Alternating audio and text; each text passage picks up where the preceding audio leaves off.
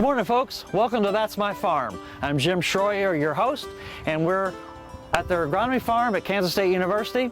It's still a little bit chilly to be thinking about grain sorghum planting, but we're going to have Dr. Ignacio Ciampitti joining us here in a few minutes, talking to us about what producers should be thinking about prior to planting. We'll be right back. Closed captioning brought to you by Kansas Soybean Commission. The Soybean Checkoff Progress, powered by Kansas farmers. That's My Farm is brought to you in part by Tallgrass Commodities. Big enough to serve, small enough to care. Good morning, folks. Welcome to That's My Farm. I'm Jim Shroyer, your host, and today we have Ignacio Ciampitti. He's back with us. So last time we talked about corn, and this time we're going to be talking about grain sorghum. So, Ignacio, tell me, I mean, there's a lot of interest in grain sorghum these days. So what's causing that interest? Well, there are different factors. I mean, market is one of the factors. I mean, if you see, compared with last year, China is really attracting more sorghum into the country, and that is really moving prices up. So price, I mean, for sorghum is really looking very good at the moment. Even sometimes, I mean, in some places looking even much better than corn. I mean, so when you are thinking about price, that's one of the more important driven factors. Right. I mean, a second one might be also when you are thinking about how much are you investing for planting corn, as you need to invest for planting sorghum. And this growing season, the prices of the commodities are pretty low, so farmers are really taking a close look to that situation. So seed cost is one of the main things. That is the real big thing, isn't it? It's one of the big things, and also the seed cost is related to the seeding rates. I mean, when you are looking at how much seed investment you need to have in your farm compared with your seed costs, I mean, that's one of the main factors that farmers are really considering very highly at this moment. Right. And the other thing too would be, and we'll talk more about it here in a bit, but it's tolerance, drought tolerance. We seem to be having plenty of those these days. Yeah, and I think, I mean, sorghum is a very clear plant that is showing some of those traits. I mean, heat and drought. Okay. When you compare with corn, side by side, I mean, we are seeing some benefits on heat and drought, and also some of the characteristics of the plant. I mean, the way that the plant flowers. I mean, how many days, I mean, flowering is involving. Right. The tolerance to stress, sensitivity, I mean, it's less sensitive as compared with corn.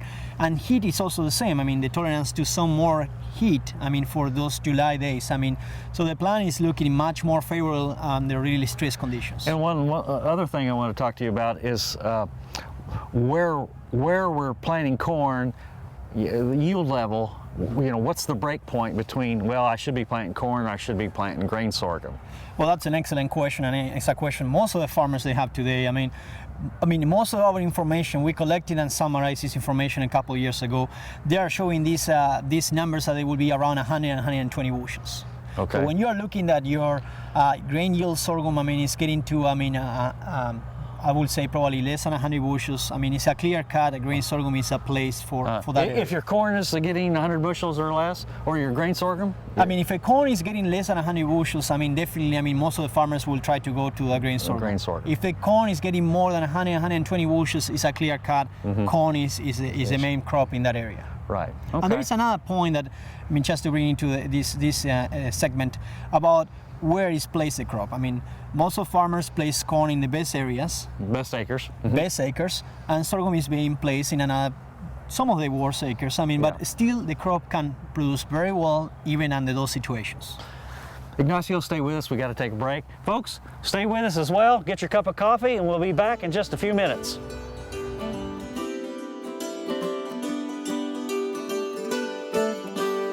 Tallgrass Commodities offers producers bulk commodities at a reasonable price with reliable service throughout the whole Midwest. To find out more about Tallgrass Commodities, visit tallgrass.us or call 785-494-8484. I will take action against herbicide-resistant weeds. I will know my weeds, and I will stop them before they go to seed. I will do whatever it takes to give my crops the upper hand, and I will use multiple herbicide sites of action because every action counts. I will take action, this time for all time. It's time, the Great Bend Farm and Ranch Expo, April 8th, 9th, and 10th in Great Bend, Kansas. See Scott Daly Horse Training all 3 days, sponsored by Beck Sunglasses. Gen X Shoot Side Demo, Friday the 10th at 1. Cutting Edge Technology for Farming Forums all 3 days, sponsored by American State Bank. Free admission, free parking. That's the Great Bend Farm and Ranch Expo, April 8th, 9th, and 10th. Go to Star Expos for more details. Corporate sponsors American Hat Company, Great Bend Co-op, and KSN. Valley Vet Supply is devoted to providing information and professional quality products at reasonable prices. Valley Vet Supply. That's My Farm is brought to you in part by Tallgrass Commodities. Big enough to serve, small enough to care. Welcome back to That's My Farm. I'm Jim Shroyer, your host. We're on campus here at K-State, and we're talking to Dr. Ignacio Ciampitti, our crop specialist. We're talking about sorghum now. So we talked a little bit about where and why sorghum is of interest, maybe more so this year, price being one. And let's talk a little bit about some production practices like planting dates. Well, I mean, on the planting day, we take a look to the last almost 10, 15 years information, and we compile information, and we are seeing that one of the most convenient planting times was around the early June. Okay. And why is that? And why we are not thinking planting sorghum early in the season? Well, we get to see most of the times if we are planting too early, what happens is sorghum takes more time to come out from the ground, and then the problem that we are seeing most of the times, we are putting the blooming time in the worst scenario. Around mid-July, we have heat. It's always hot and dry. Hot and dry. I mean, and farmers usually are trying more thinking in corn as a first step. Then when they finish the corn, they move to the following crops. So at that moment, they are not even thinking about sorghum as a planting option. Well, we're talking soil temperatures now too. Well, soil temperature is one factor. I mean, when you are thinking about corn, we were mentioning before 55 maybe, and start to see some maybe nice temperatures coming, I mean plants coming in that way. On sorghum we are probably thinking more about 60 degrees, okay? And we are saying most of the times it's much better to have good conditions because we want to have very nice uniformity. Emergence. Uniform emergence. Right. Yeah, uniform emergence is one of the key factors also in sorghum. When the plants are coming too late, we are seeing some issues, even when the sorghum can compensate, and we know that. Yeah, sorghum's good at that, but like corn and sunflowers and cotton, you really want that stand to come up at the same time. I always like to see most of my plants that they are coming at the same time, even on sorghum. I mean, we know that the sorghum has the capacity to compensate via tillers. I mean, they can produce more tillers and more heads. But remember what happens sometimes at harvest. If we have tillers that they are coming at different time, and you are trying to harvest your crop, and you have some that are ready, some that are green, and it tends to be a mess. I mean, and the farmers, people harvesting don't like that situation. So planting time is a good idea, a uniformity, because we can produce a crop that can reach very well at the end of the season. So when you're looking at planting day, one of the factors that we need to also think in is about the time of blooming time. And when is the time that we are blooming? Is that mid-August, late August? If you are going too late, what happens in that situation is that we may be able not to finish the crop.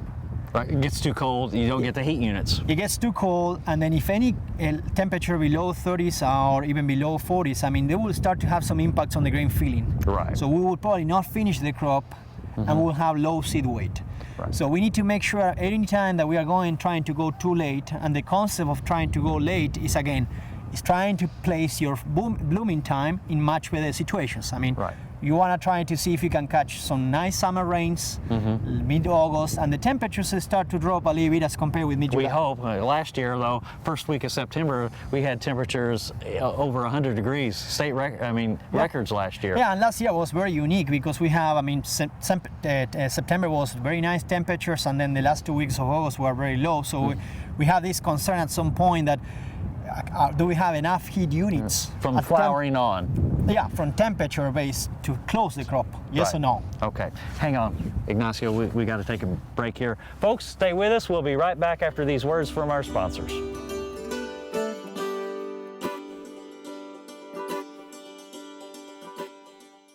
Kansas Kansas Farm Bureau, the voice of agriculture, represents grassroots agriculture. The state's largest and most powerful farm organization stands up for its members through leadership development, agriculture education, legal defense, environmental advocacy, farm safety, and risk management. Members also enjoy money-saving benefits. To join our organization today or to learn more, go to www.kfb.org or find us on Facebook and Twitter. Buying a car shouldn't be this hard. And at Brown Chevrolet Buick in Wamego, it isn't. It's actually awesome.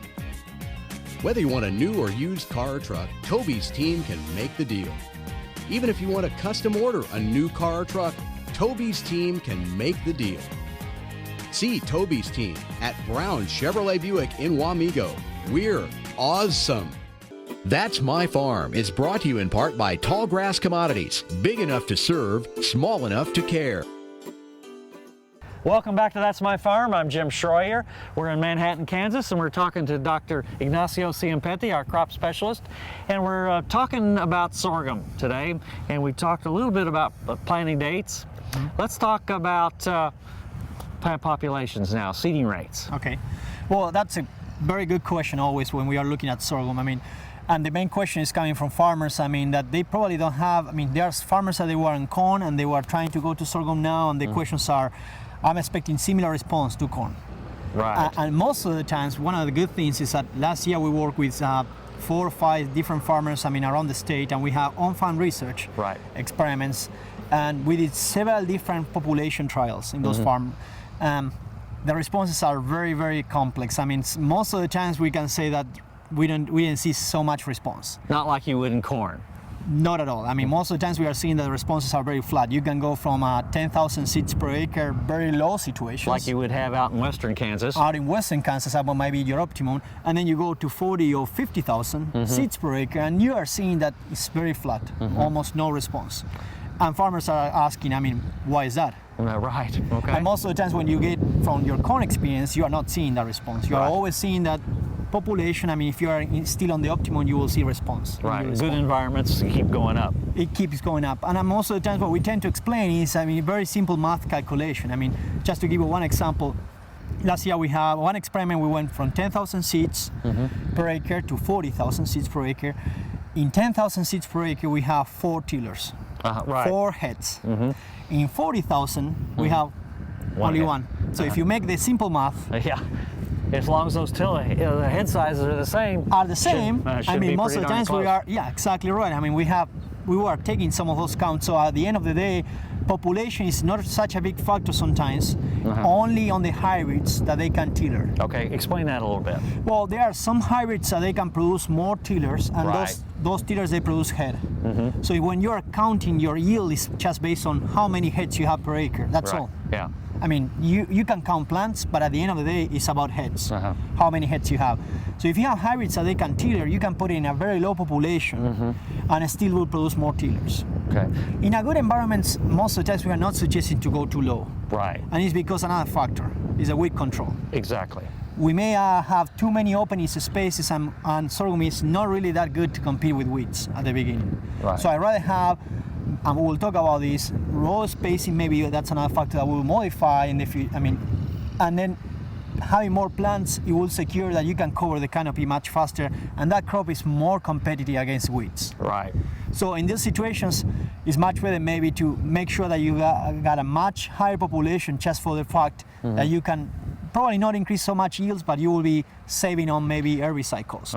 Okay, so for central Kansas, say you're looking at maybe 40,000 to 50,000 drops that many seeds? Central Kansas, 40 to 50,000, and I mean, when we are going west, I mean, the precipitation is going down. I mean, when you are thinking about dryland, we are dropping 30,000, 20, and then southwest, we are using around 10 to 15,000 seeds per acre. Right. Irrigated, obviously, we can go quite a bit higher. Except, well, it depends on water capacity of the well. Exactly. So and limited irrigation. Yeah, and sometimes we are seeing farmers that they are working on the pivots area, that they have half of the side with corn and half of the side with the sorghum, and they do that limited irrigation. In that case, for example, they go a little bit up.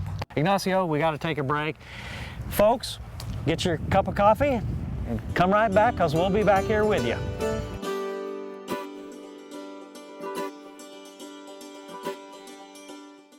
Soil is the life of a farm, and for 25 years, SureCrop Liquid Crop Nutrition has helped growers produce abundant quality crops while preserving and improving the soils they steward. SureCrop offers complete soil and plant analysis with cropping recommendations, delivery direct to your on-farm storage, and quality crop nutrition custom blended for your field. Choose SureCrop for the assurance of excellence for your soil. Call today or visit their website for more information.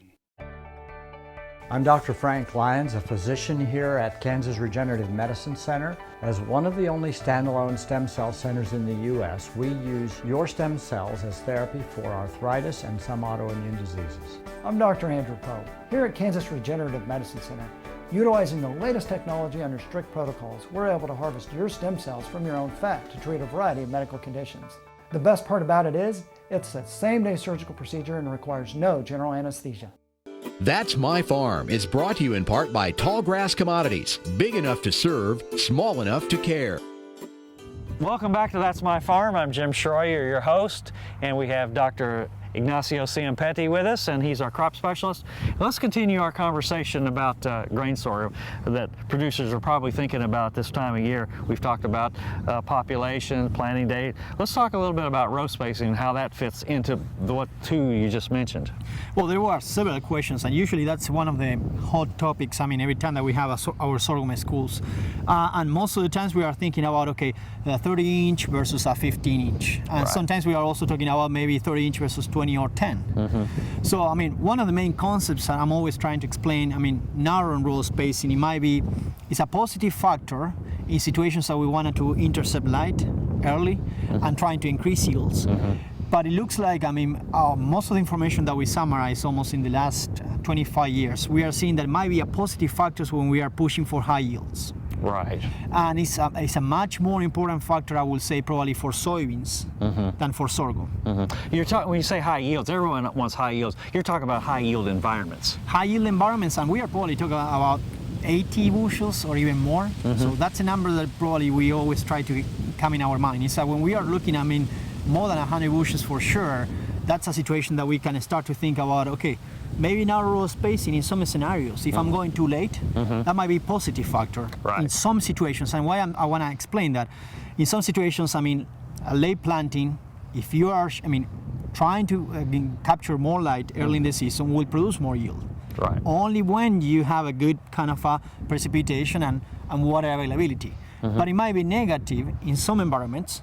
Mm-hmm. Or in situations, for example, that you are really highly depending on the precipitation and the precipitations are not coming. Okay, lower yield environments then. Exactly. In those environments, I mean, that narrow and row, what we'll do is basically we'll be using the roots will be too close, it will be high competition, and we'll be using surface water even early in the season before getting to flowering. Right. When the sorghum is getting into flowering time, if you don't see any rain coming in that moment, you are almost, I mean, without water supply, I mean, you are accelerating and really increasing the drought stress. Well, the other thing too is you've got a smaller head size because that head is being formed under a stress condition. Under stress conditions, I mean, the head size is impacted. I mean, if we have a small head size, we need to remember, I mean, head size is placing grain. Mm-hmm. We will be seeing a high impact on the head size on the grain final grain number. Okay. That's one of the main points on the narrow and row spacing. So when we are recommending narrow and row spacing, we need to always remember this concept.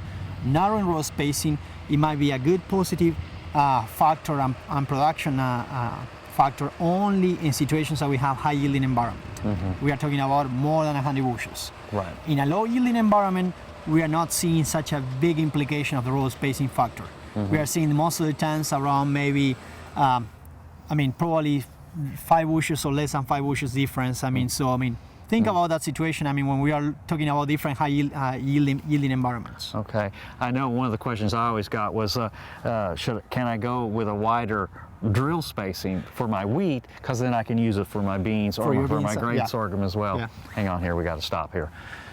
Folks, we'll be right back after these words from our sponsors, so we'll see you in a minute.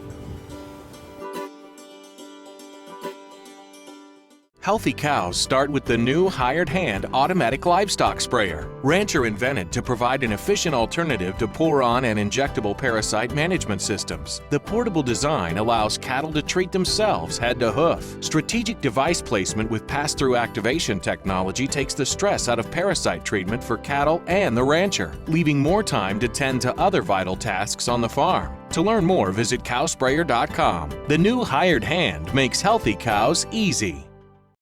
Valley Vet Supply is devoted to providing information and professional quality products at reasonable prices. ValleyVet.com, ValleyVet.com, Valley Vet Supply.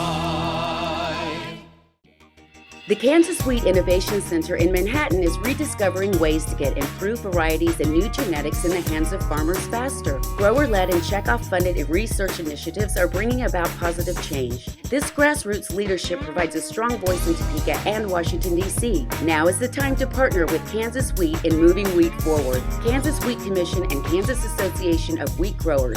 Farmers investing in their future and yours. Log on to rediscoverwheat.org. That's My Farm is brought to you in part by Tallgrass Commodities. Big enough to serve, small enough to care. Welcome back to That's My Farm. I'm Jim Shroyer, and with us we still have Ignacio Ciampitti. And Ignacio, let's in this last segment here, let's talk a little bit about maybe one of the bigger issues with sorghum, and that's weed control. Yeah, and definitely that's an important point. I mean, from all the main factors, limiting and blocking yield. When you are thinking about what is my yield potential in this year, and which one is my main limiting factor, weed control is the number one for sure. And what we are seeing most of the times, weed control questions every time. That we have a sorghum school is coming. You got Palmer. Palmer is one. We have a pitweed, another one. So and it's not that easy to control. That's why we were coming back to the point on the row spacing segment. Make sure that maybe row spacing might be one of the factors that we can use to really help the crop. Right. How we can help the crop, with row spacing. Narrowing rows will produce this situation that the plants are sensing competition, and they will start to grow faster. Right. And they will close the canopy. We want to close that canopy. That's one of the main factors on the weed control. Weed control. Another thing is that as our weed specialist, K-State, Dr. Kurt Thompson, he always emphasized the whole idea of saying pre-emergence, and trying to make sure that you start with a clean field. And that's one of the main points. We have something in post-emergent, but we need to make sure that we start with a clean field. Trying to control those weeds early in the season. That's one of the main issues that we need to emphasize. Okay, let's go back to sorghum and water use efficiency. I know you've got some studies out working with that, and of course we've done lots of work in western Kansas. Lloyd Stone, for example. So go ahead and talk a little bit about those studies. Well, we have some funding coming from the Kansas Grain Sorghum Commission, which is the checkoff for all our Kansas farmers. So they are sponsoring that project. And I have one student, Jonathan Berkman. He's one of the students that is trying to, right now collect information about water use efficiency. We have a couple locations in central Kansas, which is one of the points that sometimes we have this not much information. As you mentioned before, Lloyd Stone was working very heavily on the western side. We have very good information about water use for corn versus sorghum. So we are trying to add some new information in central Kansas and something in the west side with Garden City and Tribune. Right. Some of the numbers that we are seeing from last year, when we are looking at the corn versus sorghum, they are seeing that sorghum looks very well. In environments that they are less than 120 bushels or around 150 bushels. Right. Water use efficiency on sorghum is higher than in corn. Which was, one of the expected, outcomes. Explain water use efficiency real quickly. Well, the way that we calculate, our way to calculate water use efficiency, which has implications on farmers, how many bushels we produce per one of the inch that we use. Right, okay. That's a simple calculation. Right. So basically what we do is that we have an initial water status, and we have a final at the end of the season. And we monitor water status throughout the season. We want to kind of get some idea of water use, and then from there we say, okay, how many bushels I produce per many inches that I used. Right, okay. And we are seeing that efficiency going up on sorghum when we have yields that are probably below 150 bushels. And then we are trying to, provide some new information for the new hybrids to see if that efficiency is increasing or not as compared with corn. Okay. Ignacio, I really appreciate you taking time with us to talk about what producers should be thinking about, and appreciate you being on the show. And folks, thank you for being with us this morning on That's My Farm. And don't forget, next Friday at this same time, we'll have another issue of That's My Farm for you. See you then. Closed captioning brought to you by Kansas Soybean Commission. The Soybean Checkoff Progress, powered by Kansas farmers.